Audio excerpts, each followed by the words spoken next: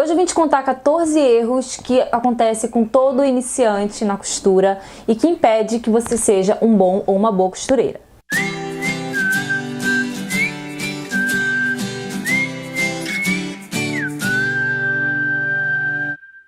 Oi, eu sou Deise Costa do blog modemodes.com. Se você já é de casa, seja bem-vindo novamente. Para você que ainda não é inscrito, já sabe, né? É só se inscrever e ativar as notificações para ficar por dentro de todos os vídeos que eu postar aqui no canal. E nem só de tutoriais vive o nosso canal. Eu sei que o dia a dia da vida de quem trabalha com a costura, seja no artesanato, patchwork, costura criativa, costurando roupas, modelando, no mundo da costura é complicado. Acontecem muitas coisas que às vezes desanima, que às vezes faz a gente pensar que a gente não tem dom, que a gente não consegue. Às vezes a gente tem até um projeto legal, mas não consegue tocar pra frente porque as coisas não acontecem. Mas talvez você esteja cometendo algum desses erros, ou talvez isso esteja acontecendo de forma natural e você não tá sabendo lidar, contornar a situação para poder encontrar um novo caminho e aí continuar tocando esse teu sonho de fazer com que a costura seja o teu trabalho. Listei alguns erros e alguns problemas que todo mundo já passou que trabalha com a costura, inclusive eu também já passei por muitas dessas situações. Fiz aqui algumas anotações, até mesmo na base do que vocês me contaram. E tempo atrás eu fiz um post lá no Instagram perguntando o que mais te incomodava nesse mundo da costura e eu vim comentar aqui com vocês. Primeiro fato que acontece com toda pessoa que inicia na costura e que te impede que você seja um bom profissional na área é o medo de cortar tecido. Gente, a quantidade de pessoas que me falam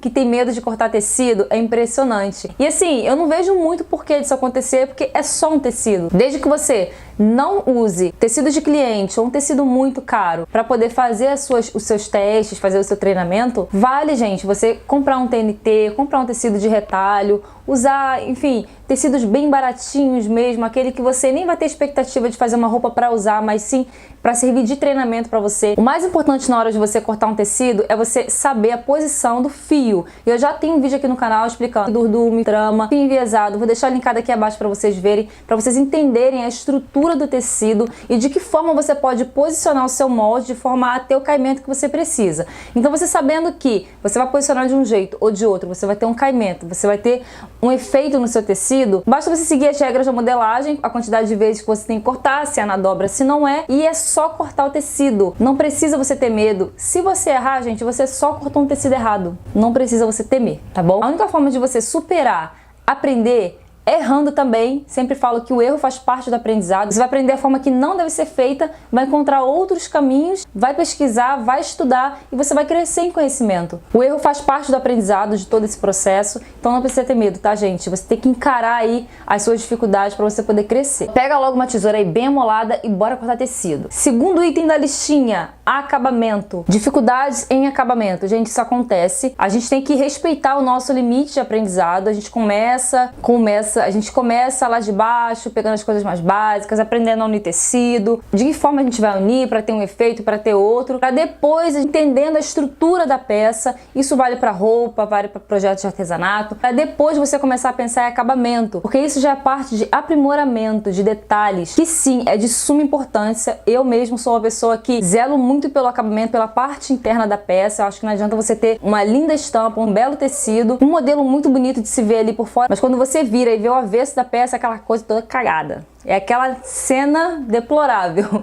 Então, gente, às vezes você nem tem o maquinário ideal para poder fazer um tipo de acabamento, mas você tem várias técnicas que você pode utilizar. Então, por exemplo, se você não tem um overlock, você pode fazer uma costura francesa. Enfim, numa montagem de zíper, você não tem como fazer o acabamento do overlock ali na braguilha, você pode colocar viés. Então, tem alternativas, pesquise, busque informações e, acima de tudo, gente, costura é treino diário. Acho que tudo que você se propõe a aprender, você tem que treinar. Não adianta você querer saber tudo do dia para noite, você tem que desenvolver, tem que buscar conhecimento e, acima de tudo, colocar a mão na massa. O processo de fabricação é o terceiro item da nossa listinha. Por quê? Muita gente não consegue desenvolver um modelo justamente por não saber as etapas a serem seguidas. Então, pensando de forma caseira e doméstica, uma costureira, uma artesã, pega um trabalho para fazer no seu ateliê. Vou falar aqui de confecção de roupas, tá, gente? Primeira coisa que você tem que fazer, você já tem idealizado o projeto que você vai fazer. A compra do material é o primeiro passo. E você tem que escolher um material de boa qualidade para você ter um resultado final satisfatório. Se você vai comprar um tecido, que seja um tecido que tenha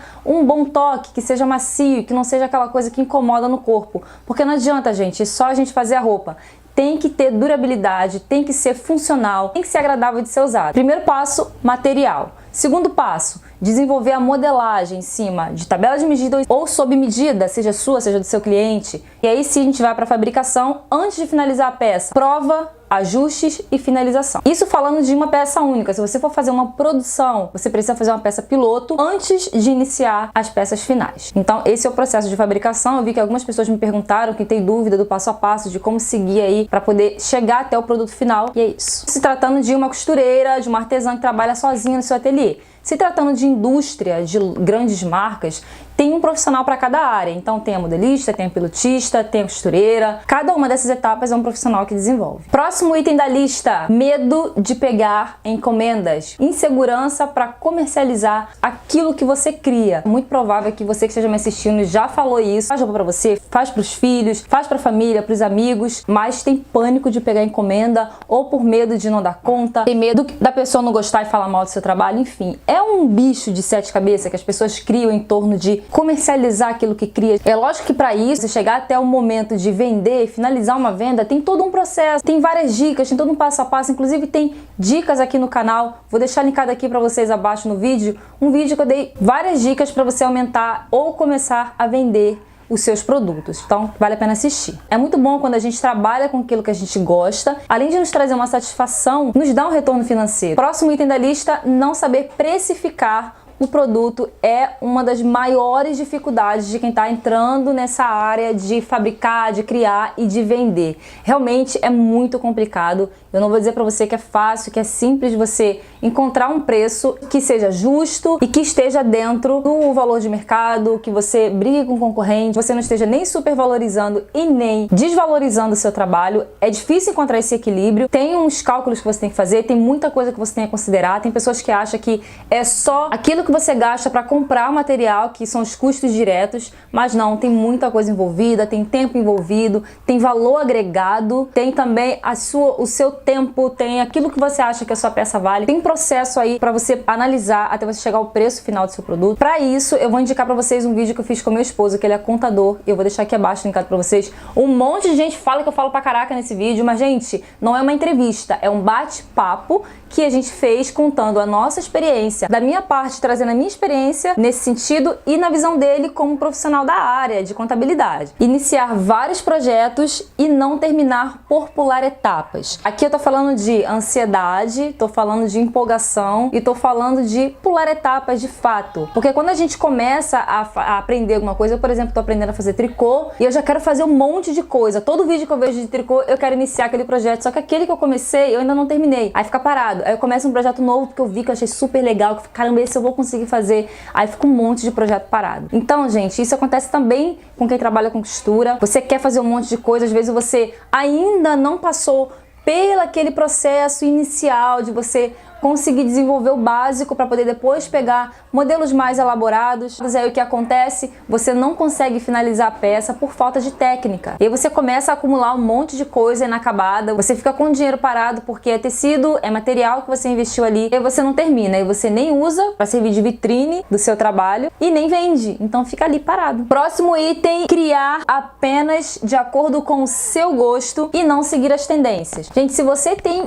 em mente que você quer vender aquilo que você cria, não adianta você ficar só em torno daquilo que você gosta, porque o seu gosto não vai ser o gosto do teu potencial cliente. Claro que você pode e deve fazer peças que são de acordo com o seu gosto, até para você usar, e eu sempre falo isso, você servir de vitrine, né? Então você faz aquilo que você gosta, de acordo com o seu gosto, de acordo com o teu estilo, até para você usar, as pessoas verem. Vão ter pessoas que vão se identificar com o teu estilo, mas não é a maioria. Então não adianta você só criar o que você gosta, você tem que estar de olho nas tendências, no que está em alta, no que a maioria das pessoas estão procurando. Então vale fazer pesquisa, vale entrar no Pinterest para você ver ali o que está em alta. Nem tudo o que eu faço aqui no canal, por exemplo, fica para mim, porque não faz o meu estilo. Eu faço porque tá em alta, porque muita gente está procurando, porque muita gente está me pedindo, mas nem tudo faz o meu estilo, é do meu gosto, e eu não uso tudo que eu faço. Mas se eu ficar só em torno do meu estilo, eu não vou alcançar o máximo de pessoas que eu poderia alcançar. Então, seguir as tendências é primordial, gente, porque é o que tá em alta, é o que a maioria tá pedindo. Aqui já é para quem já tá trabalhando, vendendo, atendendo clientes,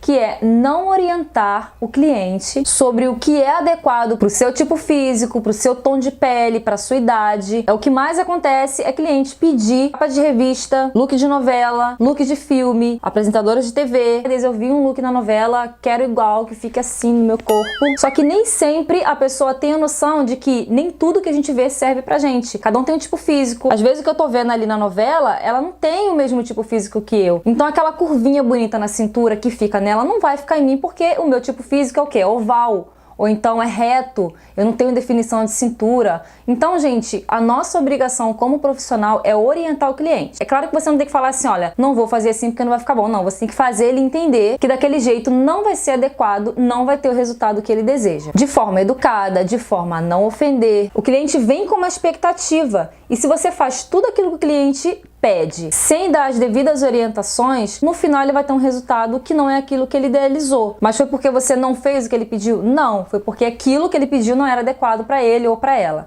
Então cabe a nós profissionais orientar o cliente. Às vezes a cor ou a estampa não fica legal com o tom de pele. Uma pessoa muito branca querer usar um nude não fica legal. É claro que você tem que deixar o seu cliente livre para decidir. Você dá as opções, você dá as orientações e joga para ele, olha, você decide. Se você quiser assim, beleza, eu faço tranquilamente, mas sabendo que o resultado não vai ser idêntico ao que você está vendo. Então você tem que jogar as cartas, deixa o cliente decidir e aí você joga na conta dele. Mas até para preservar o nosso trabalho, para depois a pessoa não falar que você não fez direito, pedir uma coisa que você fez diferente, aí você tira a sua conta de risco, tá? Mas um erro muito comum também é não calcular a quantidade ideal de tecido e também o tipo de tecido ideal para o modelo. Gente, muita gente me pergunta qual o tecido ideal para cada tipo de modelo. Tem post lá no blog que eu dou muitas dicas de tecido versus modelo, quais tecidos ideais para os modelos ideais também, porque se você não escolher o tecido certo para o tipo de modelo, você vai ter resultados diferentes. Então, se você faz um vestido numa seda e depois você faz num tricoline, gente, por mais que você use o mesmo molde, vai ser diferente, o caimento vai ser diferente, a estrutura da peça vai ser diferente, vai vestir diferente no corpo. Então, o erro comum do iniciante é justamente não saber calcular a quantidade certa de tecido. Se você faz uma calça tamanho 38 e faz uma 46, você vai usar quantidades de tecido diferentes. Se você faz uma calça skinny, se você faz uma pantalona, você vai usar quantidade de tecido diferente, mesmo que você faça as duas do mesmo tamanho. Então, um erro muito comum é esse, é errar na hora da escolha da quantidade, e aí você não consegue finalizar o trabalho porque faltou tecido na hora do corte. E também essa questão de não saber escolher o tecido ideal. Tem dicas lá no blog para poder ajudar vocês nessa questão. Agora, para finalizar aqui, os dois últimos itens dessa lista é em relação às vendas das nossas criações, que eu acho que uma das maiores dificuldades mesmo é quando a gente começa a querer ir em busca de cliente e tentar vender aquilo que a gente está fazendo. Hoje todo mundo está na internet, quem quer vender precisa usar a internet para poder alcançar um número maior de pessoas, para poder se colocar no mercado. Hoje é primordial, acho que praticamente impossível uma empresa conseguir se colocar, conseguir uma posição no mercado se não usar a internet e as redes sociais. Só que existem formas corretas e adequadas para isso. Então, se você quer vender o seu artesanato, as suas costuras, as suas criações, usando o seu perfil pessoal, você está fazendo isso errado. Então, não é de qualquer forma, não é qualquer rede social. Você precisa criar uma fanpage no Facebook para você trabalhar de forma mais profissional. Ali você consegue ver todas as métricas de alcance de publicação. Você consegue se mostrar como uma empresa, como um negócio. Você consegue alcançar um número maior de pessoas e você consegue também impulsionar publicações, coisa que você não consegue fazer no seu perfil pessoal. E, aliás, a fanpage é exatamente para isso, né, gente? Para você não usar o seu perfil pessoal e misturar aquilo tudo. Então, você tem que ter mesmo um posicionamento ali nas redes sociais, no Instagram. Também, se você quiser ter um canal no YouTube, tem que ser algo focado somente naquilo que você está produzindo, para as pessoas não se perderem ali em tanta informação. Próximo item são aquelas pessoas que querem fazer tudo para todos. Gente, isso não existe. Você nunca vai conseguir fazer tudo para todo tipo de pessoa. É para isso que existe uma coisa chamada nicho. Público-alvo. Você tem que saber para quem você quer vender, para quem você quer levar o teu produto. Então você precisa definir primeiramente o que você quer vender. Define o teu produto, define o posicionamento da sua empresa, que tipo de pessoa você quer alcançar, onde essas pessoas estão. Então não adianta você querer vender vestido de noiva na feirinha do bairro. Então você precisa colocar o teu produto no local certo e apresentar para as pessoas certas, porque muitas das vezes, na grande maioria das vezes, vezes são produtos de qualidade, uma boa produção, só que está no local errado, mostrando para pessoas erradas que não estão interessadas naquilo, naquele lugar. Então você precisa se posicionar, saber exatamente que tipo de produto você quer fabricar para vender e colocar no lugar certo para atingir o teu público-alvo e não todo mundo, porque não é todo mundo que vai querer aquilo que você está fazendo. Você tem que apresentar aquilo exatamente para quem está interessado em pagar por aquilo. E mais detalhes em relação à venda, não deixe de assistir o vídeo que está aqui abaixo no canal, que tem muitas dicas. Espero que eu não tenha te desanimado, te mostrando todos os erros que normalmente acontecem com quem inicia na costura, inicia nas vendas das suas criações. Na verdade, o que eu quis fazer aqui era trazer essa realidade que eu sei que sempre acontece, aconteceu comigo, tenho certeza que aconteceu com você também, pelo menos alguma dessas situações, mas eu tentei comentar essas situações e trazer soluções para elas, não só comentar, porque a gente sabe o que acontece, mas o mais importante é a gente conseguir contornar todas essas situações e não desistir. A nossa tendência mesmo é, quando depara com as dificuldades, desistir, porque tá difícil, porque a gente não vê resultado, mas, gente, tem um caminho a trilhar, tem um caminho assim a ser seguido, não é fácil, a gente toma muito mais não do que sim, a gente vê muito mais dificuldades do que flores, mas eu acho que a satisfação da gente trabalhar naquilo que a gente gosta e da gente poder desenvolver, ainda ter um retorno financeiro, é muito gratificante. Eu espero mesmo que as minhas dicas possam te animar e te dar uma injeção de ânimo aí. Se você tá passando por alguma dessas situações, me conta aqui abaixo que eu quero saber, tá? Beijo, até a próxima!